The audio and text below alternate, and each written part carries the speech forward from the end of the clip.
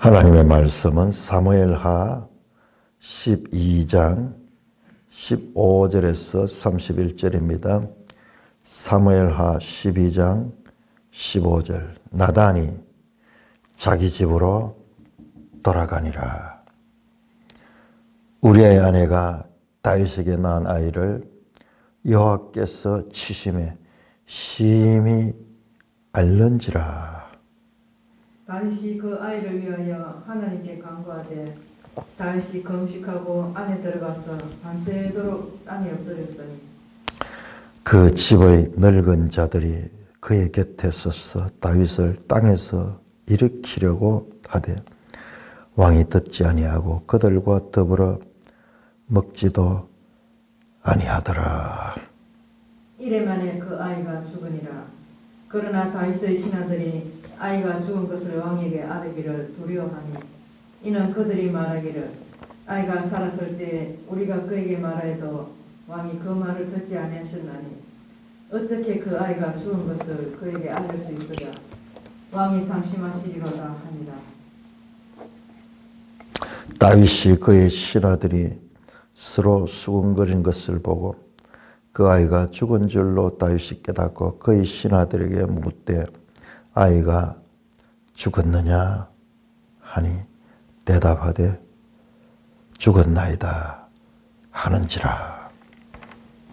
다윗이 땅에서 일어나 몸을 씻고 기름을 바르고 어복을 갈아입고 여호와의 전에 들어가서 경배하고 왕궁으로 돌아와 명령하여 음식을 그 앞에 차리게 하고 먹은지라.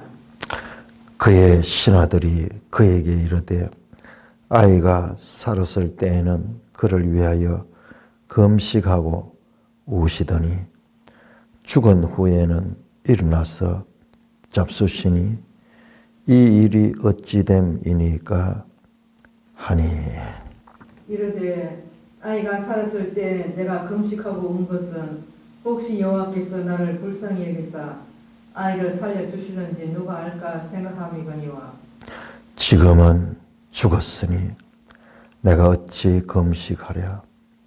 내가 다시 돌아오게 할 수 있느냐. 나는 그에게로 가려니와 그는 내게로 돌아오지 아니하리라 하니라. 다윗이 그의 아내 바세바를 위로하고 그에게 들어가 그와 동침하였더니 그가 아들 낳음에 그 이름을 솔로몬이라 하니라. 하나님께서 그를 사랑하사 선지자 나단을 보내 그의 이름을 여디디아라 하시니 이는 여호와께서 사랑하셨기 때문이더라. 요압이 암몬 자손의 라빠를 쳐서 그 왕성을 점령하며 요압이 전령을 다윗에게 보내 이르되 내가 라빠 곧 물들의 성읍을 쳐서 점령하였으니 이제 왕은 그 백성의 남은 군사를 모아 그 성에 맞서 진치고 이 성읍을 쳐서 점령하소서. 내가 이 성읍을 점령하면 이 성읍이 내 이름으로 일컬음을 받을까 두려워하나이다 하니 다윗이 모든 군사를 모아 라빠로 가서 그곳을 쳐서 점령하고 그 왕의 머리에서 보석 박힌 왕관을 가져오니 그 중량이 금 한 달란트라. 다윗이 자기의 머리에 쓰니라. 다윗이 또 그 성읍에서 노력한 물건을 무수히 메우고 그 안에 있는 백성들을 끌어내어 톱질과 쓰레질과 철도끼질과 벽돌구이를 그들에게 하게 하니라. 암몬 자손의 모든 성읍을 이같이 하고 다윗과 모든 백성이 예루살렘으로 돌아가니라. 오 하나님 아버지 은혜를 감사합니다. 이 놀라운 하나님 말씀을 알아갈 수 있도록 건강과 시간과 여건을 마련해 주시니 감사드립니다. 예수님 이름으로 감사하며 기도드리옵나이다. 아멘. 자, 우리가 어제 읽을 때 그러겠지만 15장 15절, 12장 15절, 상반부 15절 A, 우리 이제 신학자들은 한 절 가운데도 앞부분은 A, 뒷부분은 제일 뒷부분은 C 또는 중간 부분은 B 이렇게 해서 절 가운데서 구분하는데 15절의 A 부분 나단이 집으로 자기 집으로 돌아가는 이것은 14장 내용과 연결이 되죠. 14절 1절에서 12장 1절에서 14절 다윗의 나단이 등장하고 나단이 퇴장하는 그게 한 장면으로 그렇게 자리를 잡고 있죠. 이 구조를 보면은 정말 아름답게 되어 있다 할까요? 놀랍게 되어 있어요. 그러니 우리 이제 점점 성경을 읽으면서 이런 것들을 발견해야 돼요.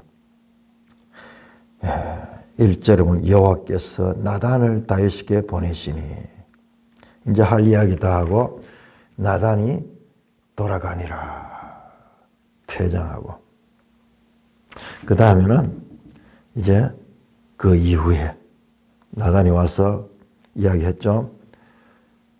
당신이 바로 여호와 앞에 큰 죄를 범하였습니다. 그러니까 다윗이 변명하지 않고 참 악한 사람이지만 다윗의 다른 점이 그 부분이에요. 선지자가 와서 이야기하는 건 거기서 꼬꾸라지면서 자신의 죄를 고백하고 회개합니다. 그 유명한 시편 51편이 바로 이때 쓴 거예요. 시편 51편 표제에 보면은 나단이 다윗에게 와서 그의 죄를 지적했을 때 선시라고 돼. 표제가 그렇게 되어 있어요. 그냥 여기에서는 본문에서는 12장 13절에 여호와께 죄를 범하였다 한마디 탁 하는 것 되어 있지만은 이 표현 속에 시편 51편이 그 속에 들어 있습니다. 죄에 대한 고백과 그 다음에 그 죄에 대한 죄가 무엇인가를 그리고 그 죄는 어떻게 사할 수 있는가를 기록한 시편이 시편 51편이에요. 여러분 우리가 한번 생각을 한번 해보세요. 성경 속에 죄 이야기가 많이 나옵니다. 죄가 많이 나오지만 그러나 죄가 무엇인가 본질적으로 인류의 조상들이 하나님의 말씀을 어긴 것이 죄죠. 먹지 말라 한 것을 먹은 그 죄죠. 그 죄가 본질적으로 무엇인가를 알려주는 것은요. 시편 51편이에요. 어디에도 그렇게 죄를 상세하게 그렇게 드러낸 것이 없습니다. 그러니까 우리가 죄에 대해서 좀 심사한 것은 죄에 대한 제대로 된 이해가 없기 때문에 그런 거예요. 먹지 말라 한 것을 먹었으니까는 그게 죄다. 그것은 수용하겠는데 근데 그게 내한테 별로 와닿지 않아. 근데 시편 51편은 뭐냐 그러면은 죄의 상세 보고서예요. 죄가 무엇인가를 상세하게 보이지 않는 죄를 눈에 보이는 것처럼 드러내서 보여주는 것이 시편 51편이에요. 영혼의 해부학이라 죄 문제를 깊이 다루면은 인간 퍼시케 인간의 영혼의 본질이 거기서 드러나는 거예요. 그 인간의 본질은 죄예요, 죄. 그걸 드러낸 것이 시편 50편. 내가 죄악 중에 태어났고 내 부모가 죄 가운데 나를 잉태했습니다. 내 의지로서 할 수 있는 것이 아니라 본질적으로 나는 죄인인 것을 고백하고 이 죄로 상하여진 이 마음을 회복시킬 수 있는 오직 주의 영으로만 가능하다. 엄청난 성경 전체 메시지가 거기에 들어있는 거죠. 죄인인 것을 바로 알지 못하는 자들은 예수 그리스도의 구원주 되심을 바르게 알 수 없어요. 문제는 이제 이런 데서 오는 거예요. 그 성경을 알면서 점점 죄를 안다 동시에 예수님의 구속도 얼마나 귀한 것을 동시에 알아져 가는 거예요. 이 두 개는 동전의 양면처럼 죄에 대한 바른 이해가 있을 적에 예수에 대한 바른 이해도 가지게 되는 거예요. 죄에 대한 바른 이해가 없으면 예수에 대한 바른 이해도 가질 수 없는 거예요. 이 기독교 신앙에서 가장 중요한 이해가 바로 죄에 대한 이해입니다. 사람들이 이게 피부에 와닿지 않아요. 그러니까 하나님께서 추상적인 그 죄를, 이 다윗 사건을 이렇게 길게 자세하게 이 문제를 다루고 있는 것은 그 추상적인 죄를 신뢰를 통해서 내러티브, 이야기를 통해 가지고 자세하게 보여주는 거예요. 그러니까 다윗은 위대한 믿음의 이 가문의 위대한 믿음의 가문의 유다 지파, 이를 통해서 예수 그리스도죠. 뿐만 아니라 이스라엘이 그라지 다윗 생애 자체가 하나님의 백성들에 대한 모델이 되는 모델. 특별히 모든 사람이 죄를 범하였음에, 사도 바울이 로마서 3장에서 그렇게 말씀하시는데, 이 세상에 아무도 사람 중에 죄인이 아닌 사람이 없도다. 우리 그걸 잘 받아들이지 못하냐. 그냥 고백적으로는 받아들이지만 실천적으로는 그걸 무시해버려요. 내 의가 있는 거예요. 내 의가 있는 거예요. 그러니까는 이게 아무리 이런 상태로 신앙을 생활해도 이게 좀 되는 것 같다가 허물어지고 되는 것 같다가 허물어지는 거예요. 그래서 우리 개혁주의 신앙에서는 제일 그걸 앞세웁니다. 인간은 죄로 말미암아 타락되었는데 부분적으로 타락된 것이 아니라 전적으로 타락됐다. 전적으로 타락됐다. total depravity. 전적으로 타락했다. 아닌데 그거 받아들이기 어려워요. 그거 못 받아들입니다. 사람 속에 그래도 좋은 면도 있잖아요. 의로운 면도 있잖아요. 아니 만약 전부 다 그렇게 타락해가지고 그 악마처럼 살면 이 땅에 그래도 이 평화도 유지되고 이 땅에서도 좋은 일도 있고 선한 일도 있고 아름다운 일도 있고 사랑도 있고 그렇잖아요. 그건 지나친 단정이라고 볼 수 있겠어요. 지나친 단정이라고 볼 수 있어요. 그런 생각이 우리 속에 드는 거예요. 그냥 고백적으로는 절대 명제적으로는 그렇게 주어지고 있지만 우리 속에서는 그게 수용이 안 되는 거예요. 근데 그거를 수용할 수 있는 사례는 바로 이런 걸 통해서, 거기에서 죄락하는 것은, 전적 타락이라는 것은 하나님과의 관계의 단절이며 뿐만 아니라 스스로 구원에 이를 수 없음. 내 의가 없어야지, 자기 의가 없어야지 자기를 부인할 수 있고 하나님의 의가 우리를 덮을 수가 있어요. 그걸 보여주는 거예요. 참 이거를 지금 설명하려고 하면요. 사무엘 하를 보면은 다윗에 대해서 앞에서 되게 강조하면 다윗이요. 얼마나 죄에 대해서 예민하고 그리고 의로운 사람인지. 1장에서 보면은 그 아말렉 청년이 나와요. 아말렉 청년이 다윗이 자살했는 모습을 보고 다윗의 왕관을 사울이 자살해 죽죠. 그 어떻게 우연히 그 시체를 보고 그 왕관을 빼앗아 가지고 다윗이 와서 사울의 죽음을 알려줍니다. 적군이지만 왜 알려주느냐? 이야, 다윗의 철천지 원수인 사울 왕이 죽었다는 것을 다윗이 알면은 얼마나 기뻐하며 내한테 보상을 해줄 것이다. 왕관까지 가지고 이렇게 가면서 그 누구나 사람 그렇게 생각하는 거예요. 저도 청년 시절 그런 적이 있어요.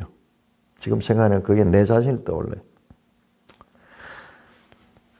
내가 이 사람이 미워하는 사람의 이 잘못된 것을 알려주면은 그리고 그 증거를 가지고 가면은 이 사람의 얼마나 기뻐하겠나 이런 생각을 가지고 그 청년이 갔잖아요.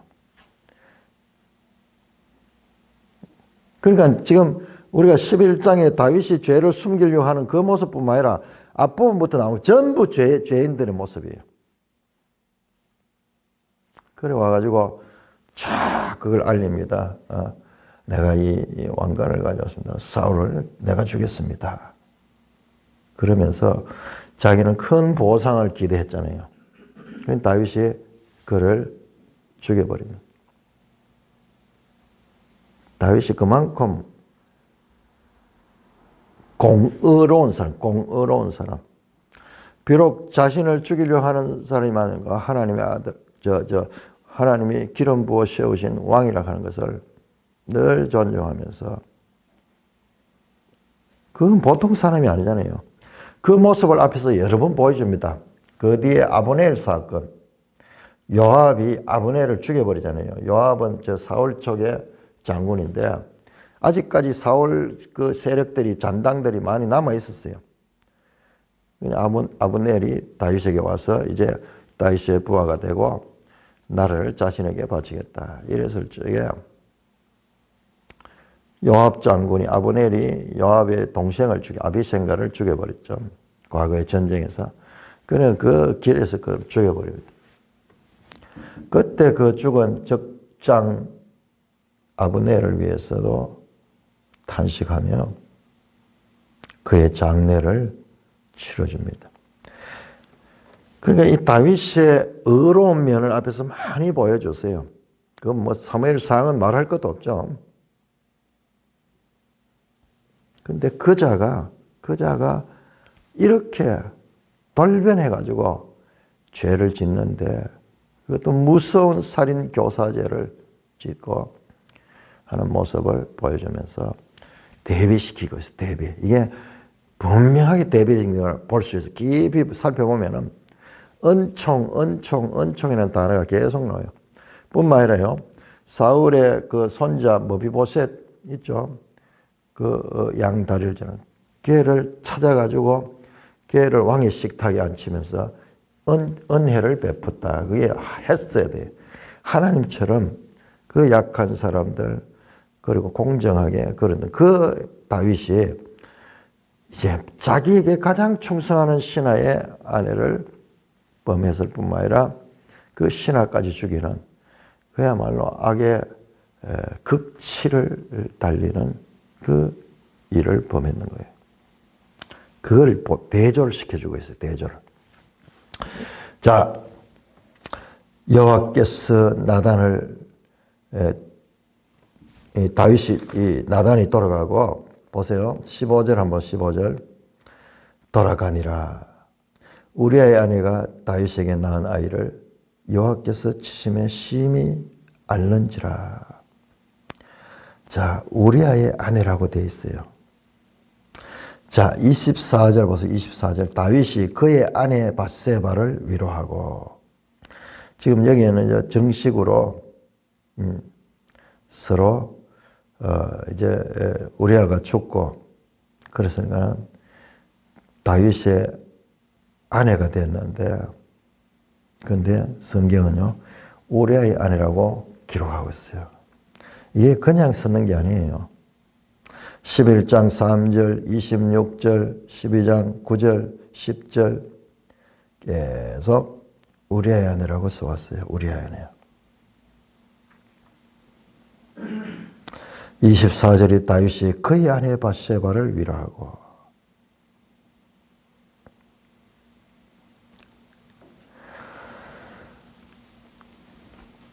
다윗의 간음죄 그리고 이스라엘 왕으로서 신명기 17장에 기록된 왕은 아내를 많이 두지 말아 그러는데 완전히 무시해버렸죠. 다윗은 아내가 많죠.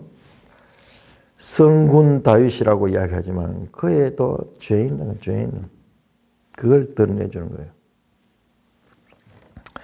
다윗이 낳은 여호와께서 치심에 심히 앓는지라. 다윗이 그 아이를 위하여 하나님께 간구하되 다윗이 금식하고 안에 들어가 밤새도록 땅에 엎드렸고 그 집의 늙은 자들은 그 곁에 서서 다윗이 땅에서 일으키라 하되 다윗이 듣지 아니하고 그들과 더불어 먹지도 아니하니라. 식음 전폐하고 그 병든 아이를 위하여 하나님께 기도를 합니다. 하나님, 내 죄를 용서해 주시고 이 아이를 살려주세요. 금식하고 완전히 전적으로 그렇게 기도합니다. 참 이게 우리 인간의 모습이에요. 남을 죽일 때는 그렇게 죽이고 자기한테 관계되는 그런 것에는 우리가 그렇게 확대하게 보고 예민한 거예요. 이게 우리 인생이에요.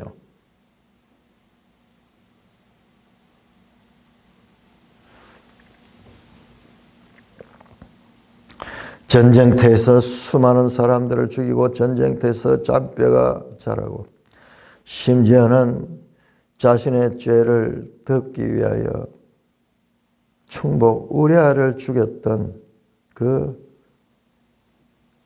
악한 굳은 심성의 다윗이 자기 문제에 있어서는 이렇게 간절하게 이게 인간이에요. 이게 인간이에요. 오늘 이 시간도 수많은 사람들이 죽어가고 있습니다. 그러나 우리가 거기에 대해 애통함을 못 느끼잖아요. 평상 거죠. 그러나 내 가족이 죽어갈 때는 다르잖아요. 이게 인간의 한계예요. 이것을 무시해버리고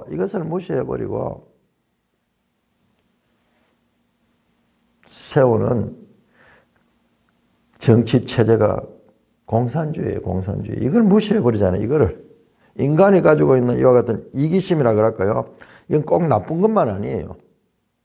인간이 가지고 있는 이와 같은 자기중심성, 이거를 무시하고 모든 인간이 평등하게 사는 그 평등을 강조하면서 인간 존재의 본질에 대한 무시를 하게 되니까는 그게 됩니까? 해봐야 돼. 김진홍 목사가 공동체 한다고 그래가지고 공동체 많이 했죠. 해보니까 안 되는 게 전부 자기 중심을 갖는 거예요. 아침에 이제 공동 식당에서 식사를 하는데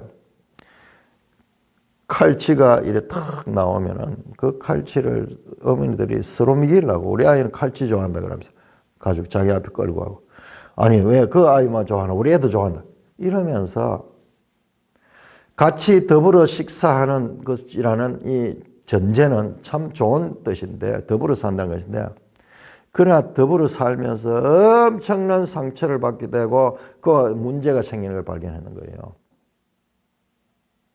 이게 아니구나. 아니 그런 것 가지고 뭐 그렇게 서로 다툴 일이 뭐 있어요? 기분 상할 일이 뭐 있어요? 자기 집에 가서 각자 모으면은 자기 이기심을 따라가 자기 아들 잘 챙겨 먹이고 그렇게 할 텐데 공동을 하는 그게 안 되는.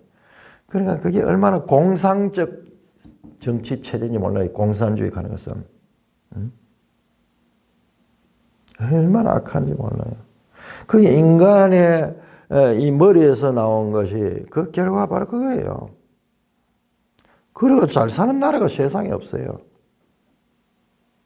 얼마나 그 나라들이 악한지 몰라요. 지금 저 러시아 같은 거, 북한, 중국, 세계의 악한 일들은 그들이 다 합니다. 제일 이상적이고 인본주의적인 사상을 가진 사람들이 서로 더불어 공평하게 잘 살겠다는 그 주장을 가진 사람들이 가장 악하다는 말이에요. 가장 악하다는 말이에요. 우리가 이거를 지금 못 보고 그런 말이 있습니다. 청년 시절에 공산주의 아는 사람은 잘못된 사람이고 그리고 장년이 돼서도 공산주의 사상에 젖어 있는 사람은 그 모질한 인간이다. 청년 시절의 이상과 그 다음에 그 현실의 경험 가운데서 그걸 알아야 되는데 거기서 못 빠져오는 놈들은 뭐냐 하면 자기들이 기득권이에요. 그 속이 기득권자들이야. 그러면은 자녀들 그쪽에 다 보내지. 왜 유학을 미국으로 보내? 자본주의의 극치인. 아는 거예요. 알면서도 왜 그러느냐? 자기 그걸 가지고 이용해 먹는 거야. 그걸 가지고 이 사상을 가지고 자기들은 지금 돈을 벌이고 있는 그것까지 사람을 선동하는 거예요. 자, 이런 그렇습니다. 전쟁에서 수많은 사람들을 죽이고 그리고 살아왔던 그 다윗이지만은 자기 애기 하나의 죽음에 이토록 슬퍼하고 이토록 고통하는 모습을 통해서 우리는 우리 인생을 보게 됩니다. 이거는 우리 인간의 하나의 본성적인 거지. 이거는 어찌할 수 없는 거예요. 이성적으로 통제되는 영역이 아니에요. 이거는. 지금도 저 우크라이나에 전쟁이 나와 있지만 우리가 평안하게 살고 있잖아요. 그러나 정말 그 현장을 생각하면 안타까울 수밖에 없는데 우리 인간의 한계는 여기에요. 하나님은 다르요. 하나님은 다르고. 우리 인간은 어쩔 수 없는 그런 한계를 가지고 있어요. 공간과 시간의 한계 속에 생각의 제한 속에 살고 있는 존재. 자, 아이가 죽으니까는 이래 만에 죽어서 앓다가 죽으니까 다윗 신하들이 보니까는 왕이 저렇게 간절하게 기도하는 걸 보고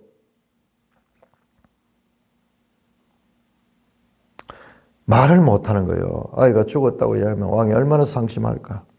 눈치 빠른 다윗이 신하들이 수군거리는 걸 보고 속으로 깨달은 거예요. 아이가 죽었느냐? 죽었습니다.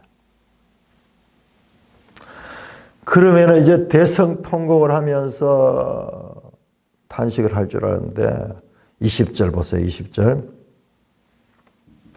자, 믿음이 뭔가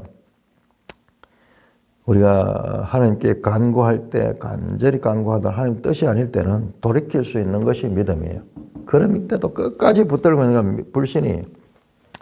다윗이 죽었다는 소식을 듣고 다윗이 땅에서 일어나 몸을 씻고 기름을 바르고 의복을 갈아입고 여호와의 전에 들어가서 경배하고 왕궁으로 돌아와서 명령하여 음식을 그 앞에 차리게 하고 먹은지라. 여기에 동작을 9개로 나눠가지고 그렇게 지금 설명합니다. 결연한 다윗의 모습. 완전히 금식하고 통곡하며 간절히 하나님 앞에 부르짖으며 물같이 쏟아졌던 자가 하나님의 뜻이 아니라는 것을 알 적에 일어나 씻고 바르고 갈아입고 들어가서 경배하고 돌아와서 명령하여 음식을 차리게 하고 먹습니다. 그 신하들이 깜짝 놀랐어요. 어떻게 저렇게 갑자기 변하는가. 그때 말합니다. 22절에 아이가 살았을 때 내가 금식하고 온 것은 혹시 여호와께서 나를 불쌍히 여기사 아이를 살려줄지 누가 알까 생각하는구나. 지금은 죽었으니 내가 어찌 금식하랴. 내가 다시 돌아오게 할 수 있느냐. 나는 그에게 가려니와 그는 내게로 돌아야. 내가 이제 죽어가지고 갈 수 있지만 그가 다시 살아오지는 못한다. 그러면서 참 현실적인 그와 같은 말씀을 하며 돌아옵니다. 다윗의 이 결연한 모습을 또 보게 됩니다. 자신의 죄에 대한 징계가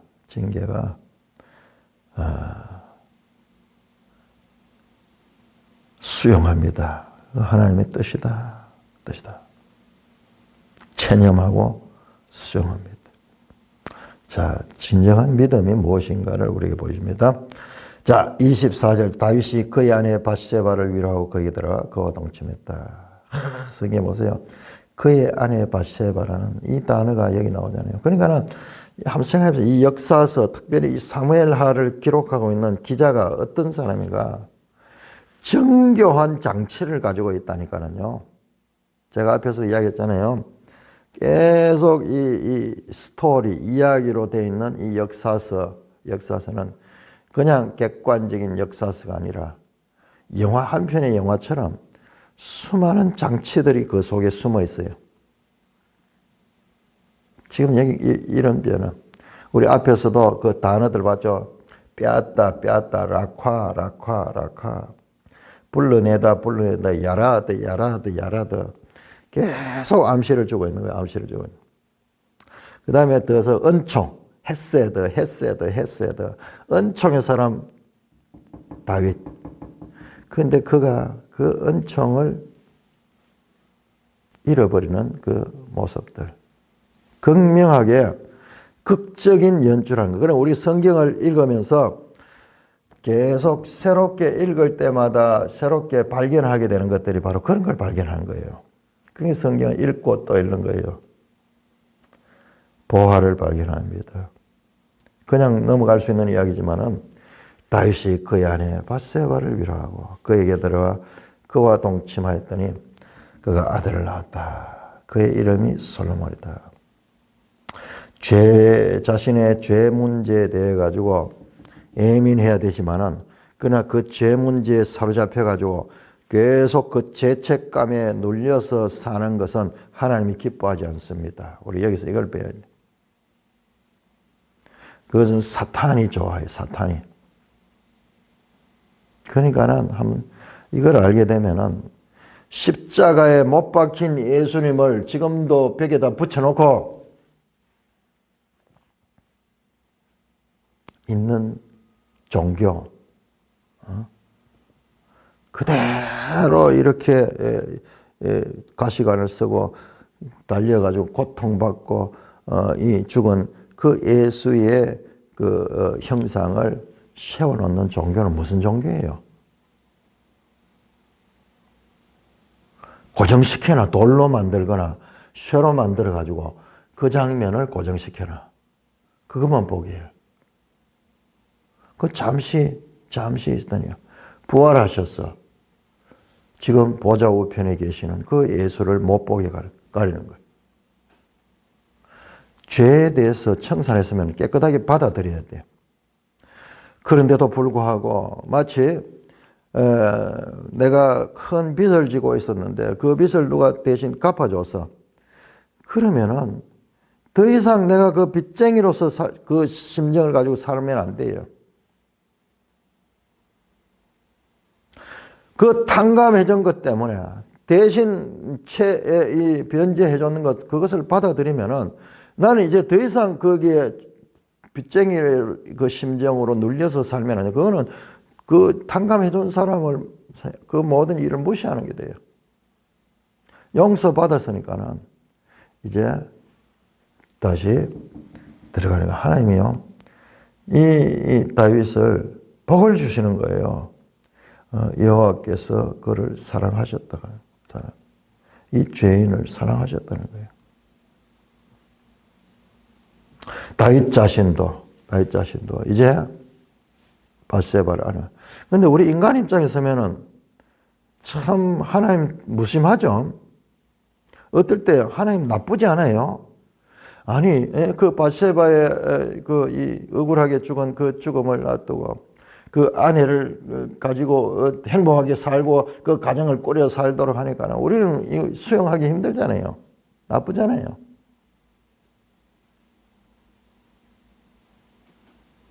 어찌 그럴 수 있나? 그건 우리 생각이에요.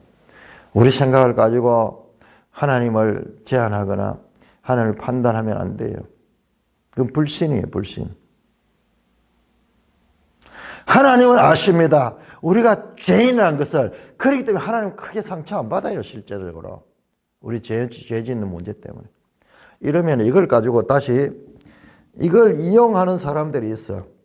목회자들 가운데 성적인 죄를 많이 짓는 이유들 가운데 하나가 이 다윗 사건을 빌미로 해가지고 자신이 비록 범죄했지만 7계명을 범죄했지만은 그것은 다윗도 했던 거야. 이러면서 자기를 합당화하는 사람들이 있다는 것이 참 다윗이 로마서 말하면요, 은혜에 거하려고, 은혜에 거하려고 너희가 더욱더 죄를 짓겠느냐? 그럴 수 없느니라.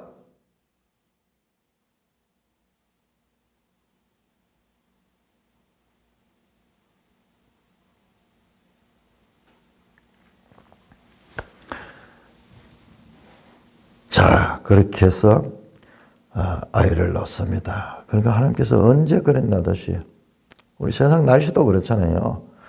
비가 오고 바람이 불고 태풍이 오고 이랬지만 참 청명한 날로 참 언제 그랬다는 거지. 만약 하나님이 이걸 징계하시고 심판하시고 계속 그 죄를 추적하신다면 살아있을 존재가 아무도 없어요. 아무도 없어요. 마귀는 그렇게 해요. 마귀는 계속 추정하며 고소합니다. 그러나 하나님은 우리를 알아요. 우리 알아요.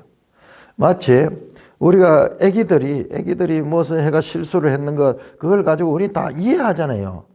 그런데 애기가 실수했는 걸 가지고 그것을 가지고 징계하고 그것을 때리고 그렇게 하면서 하는 그 나쁜 부모들 있잖아요.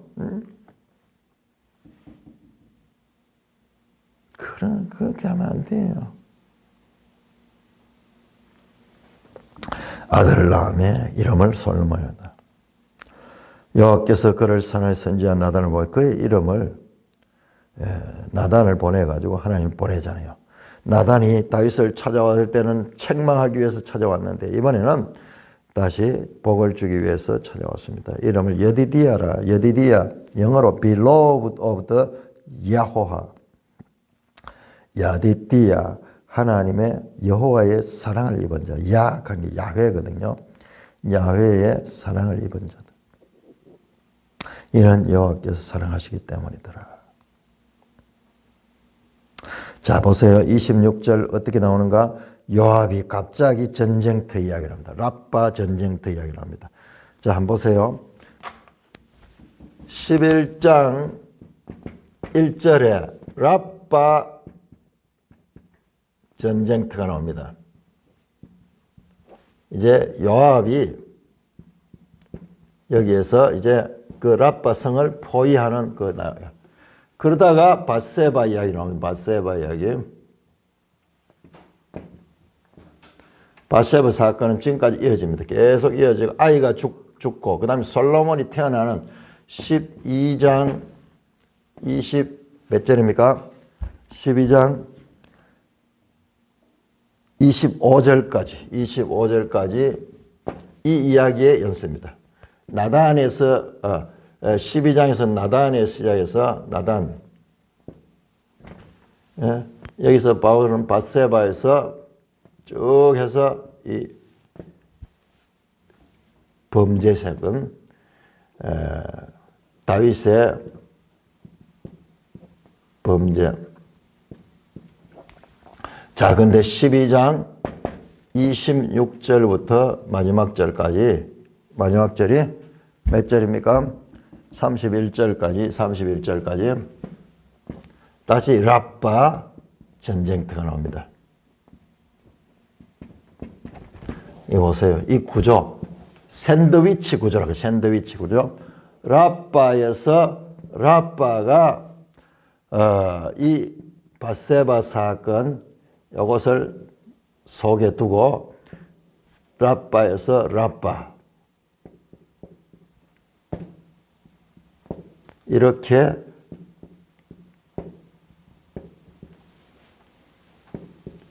구조를 가지고 있어요.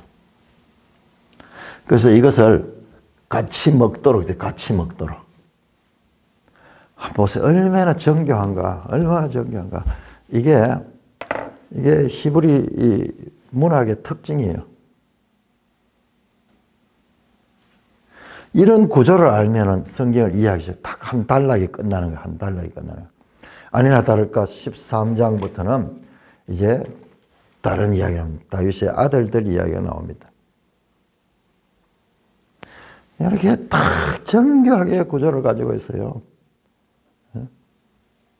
우리 여기까지 보내기가 어렵죠. 이걸 보기. 이거는 우리 성경 신학자들이 지금 2000년 동안 하나님의 말씀을 사랑하는 자들이 연구하고 연구해서 발견해낸 구조예요. 특히 우리는 이걸 발견하기 힘든 현대인들은.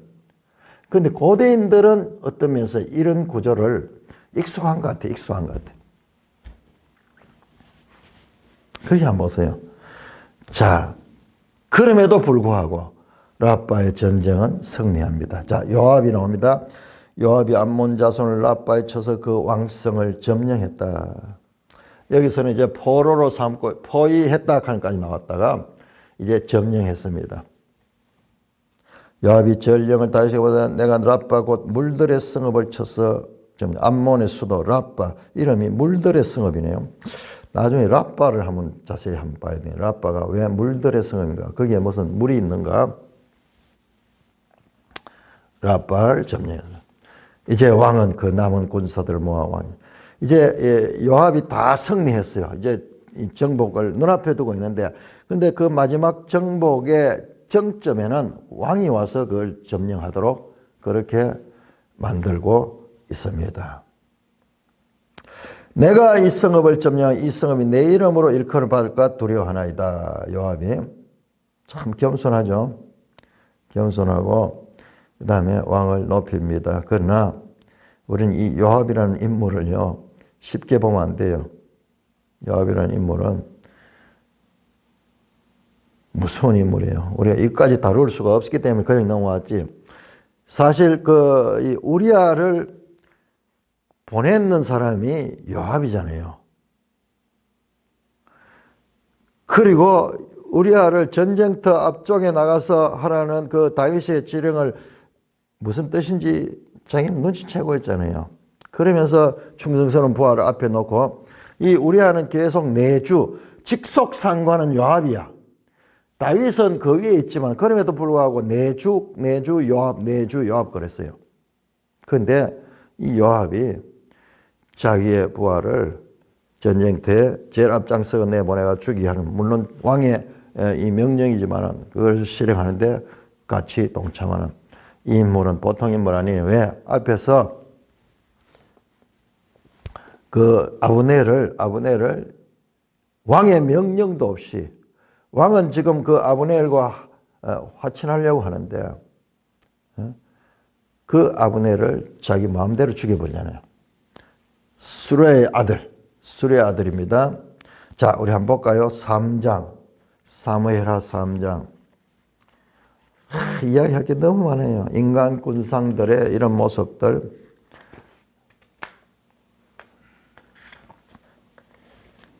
(3장) 39절. 요압이 이 아브넬을 마음대로 죽여버려요. 왕은 지금 아브넬과 화친하려고 하는데 39절 38절은 왕이 그 아브넬의 죽음을 안타까워하면서 왕이 그의 신복이기를 오늘 이스라엘의 지도자여 큰 인물이 죽은 것을 알지 못하느냐. 아브넬을 정말 진심으로 애통하는데 내가 기름 부음을 받은 왕이 되었으나 오늘 약하여서 수로의 아들인 이 사람들을 제하기가 너무 어려우니 여호와는 악행한 자의 그 악한 대로 가고 왕이지만요. 이 요압이 왕을 오히려 능가하는 권력을 가지고 있는 거예요. 아직 왕권이 제대로 수립이 못된 상태에서 이 수로의 아들들 때문에 자기 통제가 안 되는 거예요.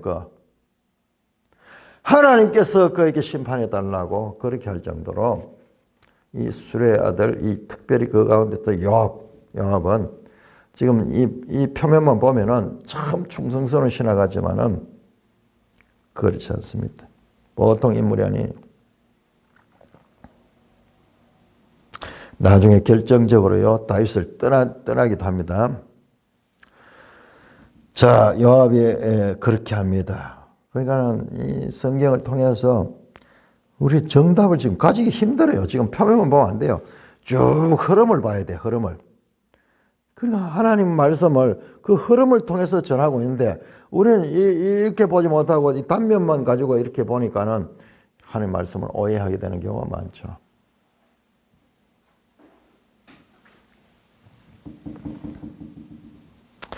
그래서 다윗이 모든 군사를 모두 라빠에 가서 그곳을 쳐서 점령하고 그 왕의 머리에서 보석 박힌 왕관을 가져오니 그 암몬의 왕 한운의 왕관을 가져오니 중량이 금 한 달란트 다윗이 자기 머리에 쓰니라.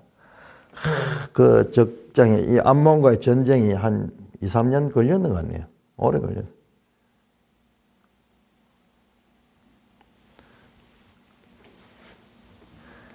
이, 3년까지는 안 될 수도 있겠네요. 최소한 1년 이상 갔습니다. 해가 바뀔 정도로.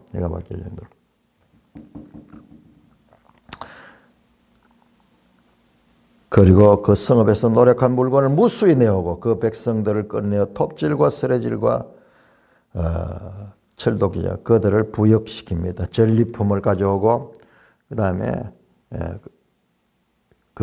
이 암몬 사람들을 부역을 시키면서 다윗의 나라는요 암몬도 지배하는 그래서 주변 모든 나라를 다 정복하는 그 일들 한번 생각해 보세요.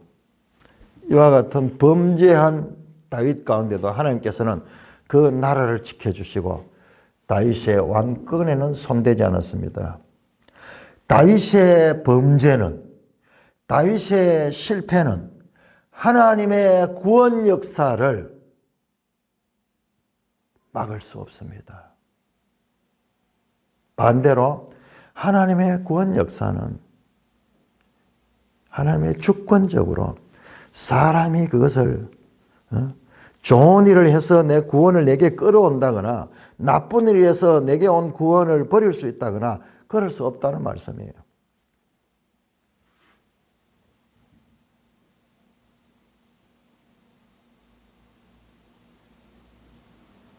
모든 백성이 다윗과 모든 백성이 예루살렘으로 돌아가는 거야. 이와 같은 악한 죄를 범한 이 다윗 앞에서도 하나님께서는 그 전쟁을 지켜주셔서 다윗 언약을 생각해야 됩니다. 계속 다윗 언약을 지킵니다. 후손을 통해서. 지금 여기에 솔로몬이 태어났잖아요. 이게 보통 일이 아니에요. 이게 솔로몬이 다윗의 왕위를 이을 사람이잖아요. 지금 여기는 전혀 지금 우리가 알 수 없지만은 아들들이 많은데 그 가운데 누가 될지 모르지만 그러나 이 장면에서 솔로몬이 태어난 것은 다윗 언약에 대한 하나님의 암시가 나타나고요. 또 이 전쟁에서 승리하는 것도 다윗 언약 7장 14절에서 15절 네가 잘못했을 때는 징계하지만은 그 왕위는 빼앗지 않고 네 나라가 영원하리라. 하나님의 언약. 범죄한 사람에게도 하나님의 언약은 언약대로 유지되고 있습니다. 바로 이것 때문에 우리가 사는 거예요. 하나님이 우리의 죄를 추적하면서 우리를 공격한다 그러면요. 우리는 살 수 없어요. 아무도 살 수 없습니다. 그러나 하나님이 누구신가? 하나님은 징계하시지만은 그러나 그 은총을 버리지 않는다. 하나님의 공의보다 더 강한 것은 하나님의 헤세드, 사랑, 긍휼이다. 다윗의 죄는 다윗을 구원하고자 하는 하나님의 의지를 바꿀 수가 없다. 이 때문에 우리가 사는 겁니다. 우리는 모두 다 죄인이고 우리는 죄에 대해서 경계해야 되지만은 그러나 하나님은 그 죄를 용서하실 수 있는 분이라는 것을 믿는 믿음도 동시에 가져야 됩니다. 그 믿음이 없이 죄에 대해서만 밝아지면은 우리는 그야말로 이 땅에서 지옥생활. 늘 죄짐에 눌려서 사는 사람들. 주위에 보면 그런 사람들이 있어요. 죄짐에 눌려 사는 사람들이 있어요. 그런 사람 참 양심적인 사람들이에요. 양심적인 사람. 어떤 사람은 죄조차도 느끼지 못하고 사는데 그렇게 예민한데 그러나 죄에 대해서 깨닫지 못하고 사는 사람이나 죄에 대해서 너무 지나치게 억눌려 사는 동일한 사람. 예수 그리스도를 믿는 믿음 가운데서 이 제 문제를 처리해 주신 예수님을 믿고 수고하고 무거운 짐진 자들아 다 내게로 내가 너희를 쉬게 하라. 그 말씀 그대로 믿고 나가는 자들이 그리스도인입니다. 찬송가 538장입니다.